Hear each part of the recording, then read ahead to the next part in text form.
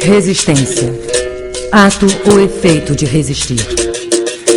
Força que se opõe a outra, que não cede.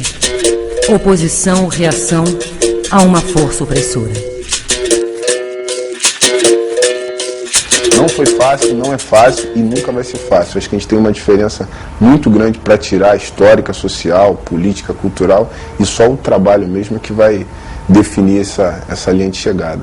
Está acontecendo uma mudança e eu acredito que em muito pouco tempo nós temos outra realidade, né? Outra realidade de justiça racial e de qualidade de vida para essa população que hoje vive marginalizada. Nós não queremos ser melhores do que as pessoas brancas, nós queremos ser iguais e viver em igualdade de condições.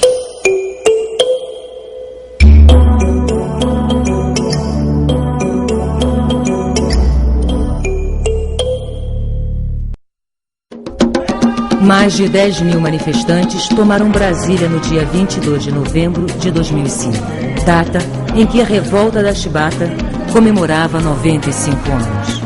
Racismo não, igualdade sim! Vinham de todas as regiões do país para denunciar uma situação inaceitável. O Brasil é o país com a maior população negra fora da África. E mesmo depois de mais de 100 anos da abolição da escravatura, os negros, em sua grande maioria, não têm acesso a emprego, escola, saúde, casas decentes para morar. Ganham menos, são discriminados, excluídos e mortos violentamente. Dados da Unesco mostram que dos 550 mil mortos por armas de fogo no Brasil, de 1979 a 2003, 44,1% eram jovens entre 15 e 24 anos.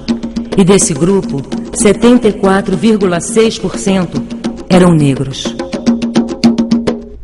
Em 1995, o Movimento Negro foi a Brasília com 30 mil pessoas, de várias comunidades, de sindicatos, de estudantes, de mulheres negras, de religiosos, solicitar ao governo brasileiro que fizesse políticas públicas voltadas para a comunidade negra, onde foi entregue pela primeira vez ao Estado brasileiro, ao governo, um documento onde fazia várias reivindicações. Boa parte dessa política não foi executada.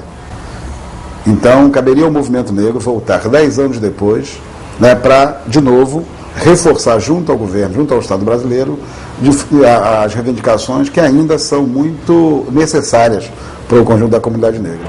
Na Marcha Zumbi Mais 10, dois dos mais importantes líderes da resistência negra foram homenageados. João Cândido, líder da Revolta da Chibata, a rebelião de marinheiros contra os castigos físicos a que eram submetidos, e Zumbi dos Palmares, o general que comandou o maior movimento de luta contra a escravidão no país. Acho que a marcha levou isso. Por quê? Porque nós estamos falando de você recuperar heróis nacionais, né? Você veja, o Zumbi só é herói nacional hoje que o movimento negro fez ele herói nacional. Porque a sociedade toda torcia o nariz. E até hoje ele é tratado de forma diferente. Não é feriado nacional.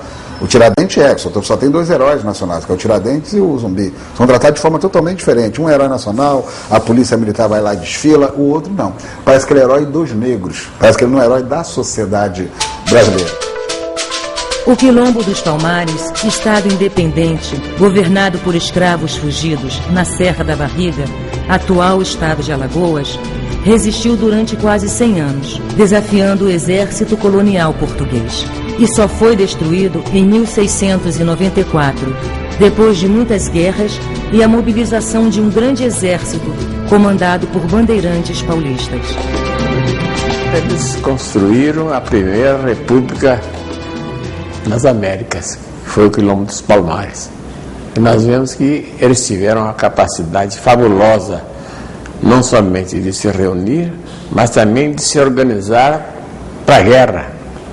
Eles construíram uma economia própria, que não era a monocultura dos colonizadores portugueses. No Quilombo dos Palmares, assim como em tantos outros, não existiam apenas negros escravos fugitivos. Conviviam nesses quilombos homens e mulheres brancos e pobres, indígenas. Então, o quilombo era um espaço que tinha uma convivência interracial muito intensa. Essa questão da convivência entre grupos étnico-raciais diferenciados já se fazia presente no quilombo dos Palmares. João Cândido liderou a revolta dos marinheiros contra os maus-tratos nos navios da Armada. No dia 22 de novembro de 1910, com um grupo de marujos, tomou o encouraçado Minas Gerais, em protesto contra os castigos brutais sofridos por um companheiro. A revolta, que durou 5 dias, se espalhou pelos navios atracados no porto do Rio. A exigência: o fim das chibatadas. O presidente Hermes da Fonseca, para debelar o movimento, prometeu anistiar os revoltosos e atender às reivindicações. Quanta gente, eu não sei. Mas a chibata não volta. Isso eu tenho certeza. Mas os líderes foram expulsos da Marinha e presos. João Cândido e seus companheiros amargaram longos anos na prisão e alguns morreram no cárcere. A revolta da chibata foi a primeira reação que houve na República. O Estado brasileiro nunca, por pressão da própria Marinha, nunca reconheceu esse feito de João Cândido. Foi um feito para o conjunto do país. O João Cândido nunca foi anistiado. Então, lembrar, nesse momento onde o governo brasileiro sancionou a história dos afrodescendentes, a história da África no currículo escolar, nada melhor de lembrar essa injustiça que João Cândido sofre até os dias de hoje, não só ele, mas todos os seus familiares, todos os seus descendentes. Em 4 séculos, mais de 3 milhões de negros africanos foram capturados e trazidos para o Brasil como escravos.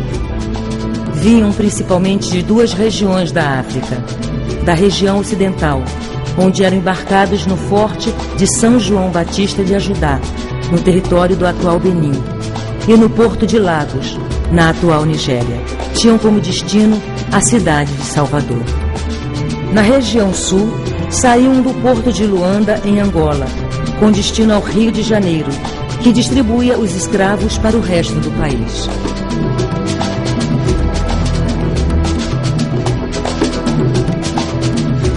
As modalidades de escravidão que se praticavam na África nos períodos no período das grandes navegações, em absoluto, correspondiam a uma modalidade de escravidão do tipo comercial. Em geral, elas tendiam a formas de escravidão doméstica, que, pelo contrário, foram sendo corrompidas de formas de escravidão doméstica para o tráfico de escravos a partir da presença deletéria do colonizador europeu no continente africano, que passou a estimular o conflito entre os vários povos para, a partir dali, poder escravizar os tantos derrotados no campo de batalha.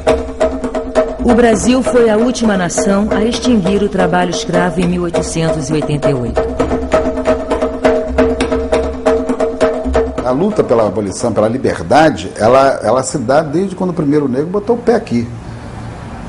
A primeira coisa que tem que se observar é isso. Sempre houve resistência à escravidão, ou pelo banzo, pela doença na travessia, ou as mulheres que matavam seus filhos quando nasciam para não vê-los escravos, né? Ou rebeliões fortíssimas contra os escravos, existiram várias, que não foram noticiadas, mas existiram, ou os quilombos, que foi uma forma mais organizada de resistência.